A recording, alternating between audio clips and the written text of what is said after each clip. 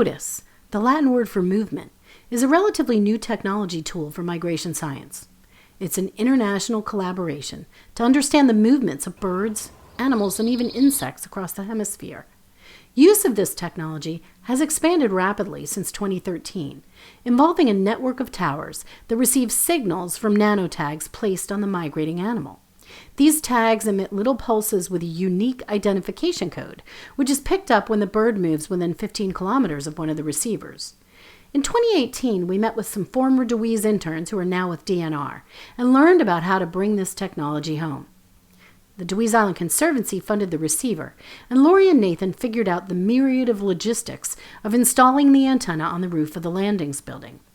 It's a multi-directional Yagi antenna connected inside the landings to a sensor gnome, which is the brains of the operation. We're lucky to have a building with a great location with power and internet.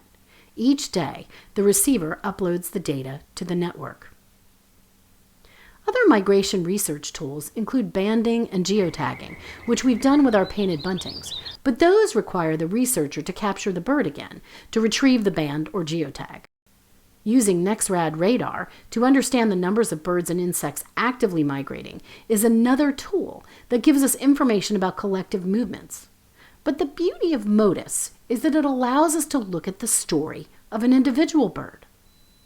Red knots complete one of the longest migrations of any of our local birds. Many winter in South America and nest in the Arctic Circle, and we can use Motus to learn more about their migration. Here's one that was banded by Felicia Sanders on nearby Seabrook on May 8, 2019. By the 20th, it registered on a Pennsylvania tower, and then turned up in Ontario, 836 miles from here on June 21st. Another bird went straight to the Hudson Bay, turning up 1,300 miles north of here in Little Pisquamish 2 weeks later, before settling in Ontario for the summer. And several other knots went north via the Delaware Bay, probably timing with horseshoe crab egg-laying season, before spending the summer in the same network of towers near Georgia Bay and Lake Huron. And here's one that left Dewees, went to Canada for nesting season, and returned via a different route along the coast, stopping back at Dewees after traveling a straight distance of 840 miles in 3 days.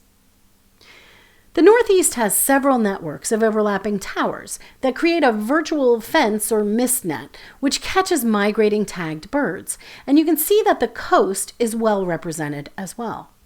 Here's a ruddy turnstone that left its northern breeding grounds and registered off towers in Virginia, Cape Romaine, and Dewees all in a single day, a distance of 318 miles in just that one day. Perhaps this common nighthawk is one of my favorite long-distance migrants. It registered in Maryland and then showed up in Panama 4 days later, a distance of 1,950 miles. That bird returned north to nest, and it was its southern migration back to Columbia this time that brought it past our Dewees Tower, flying almost 1,700 miles in 6 days.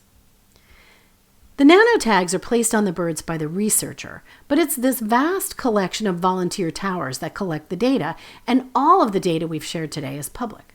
Researchers can see a bird's travel in almost real time and gain a better understanding of migration, stopover sites, and more. Our Dewees Tower is a collaboration with Audubon, South Carolina, and the Dewees Island Conservancy, but it's part of a wide network of partners around the world, hoping to understand how migration works and what we need to understand to protect our planet and all of its residents.